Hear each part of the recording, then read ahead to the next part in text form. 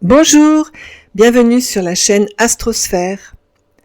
Alors en cette fin d'année 2019, j'ai envie de vous partager un texte très inspirant que j'ai découvert par hasard il y a 2 jours en ouvrant un livre que je n'avais pas ouvert depuis très longtemps, un livre qui s'appelle « Les symboles sabiens, le secret des 360 degrés du zodiaque ». Il a été écrit par Dan Rudhyar. Dan Rudhyar était un très grand astrologue qui était français, qui est donc parti aux États-Unis, qui a développé ce qu'on appelle l'astrologie humaniste et qui est vraiment un vrai précurseur de l'astrologie couplée au développement personnel et à l'analyse psychanalytique, on va dire. Il s'est beaucoup inspiré des travaux de Jung pour interpréter le thème natal. Donc, la personne qui a fait la préface de ce livre s'appelle Georges Zavatsky. Il a également traduit ce livre de l'américain au français. Et je suis tombée sur un passage où il parle du zodiaque. Alors avant de vous lire ce passage que j'aimerais vous offrir un petit peu en cette fin d'année, je voudrais vous parler du zodiaque. Parce que je ne sais pas si tout le monde sait que le zodiaque, c'est un cercle complètement symbolique. En fait, les anciens de la haute antiquité se sont basés sur les constellations zodiacales. Alors, les constellations zodiacales sont des groupements d'étoiles qui ont toutes une histoire, qui est très en lien avec l'histoire des dieux, des déesses, des hommes, tout ce qu'on connaît dans la mythologie en fait.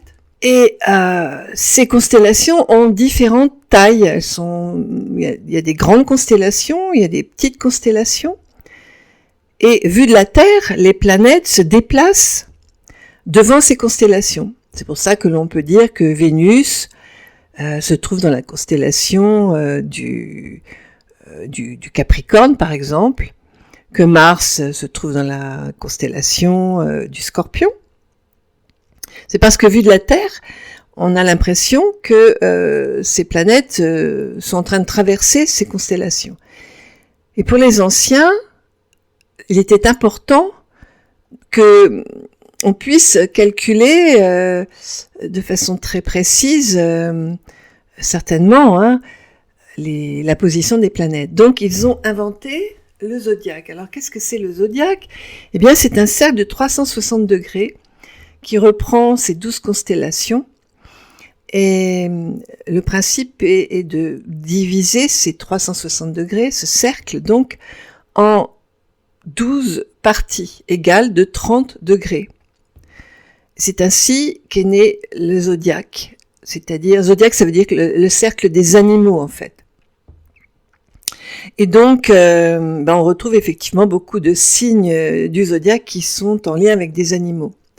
Pas tous, puisqu'il y a des personnages aussi comme le Verseau, la Vierge, mais il y a aussi beaucoup d'animaux comme le Taureau, le Scorpion, le Capricorne, etc. Donc, on a donc donné naissance donc au zodiaque, qui est donc qui divise l'année en 12 mois également, et chaque mois étant en relation avec un signe.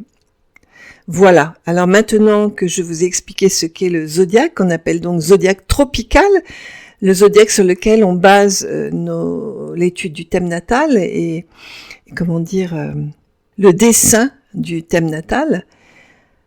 Il y a également le zodiaque sidéral où là on se place au niveau du soleil comme si en fait on était dans le soleil et on voit la Terre qui fait partie donc des autres planètes et la Terre et les planètes sont donc disposées avec cette vision vue du soleil qui donne effectivement la position des planètes dans les constellations zodiacales.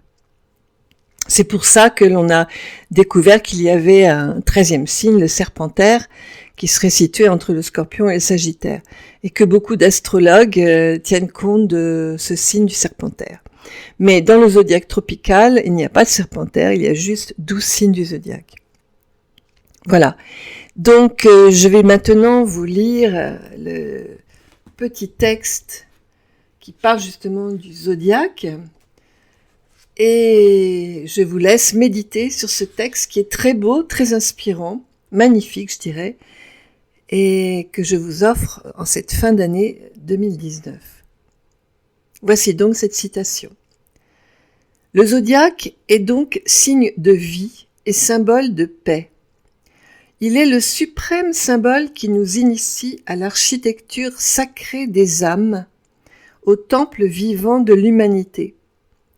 Une humanité qui soit une immense et prodigieuse cathédrale, un Sacré-Cœur planétaire, dont chaque homme soit une pierre qui soit énergie spirituelle, rythme, vibration, harmonie résonnant à l'unisson du cosmos dans sa grandeur inaltérable.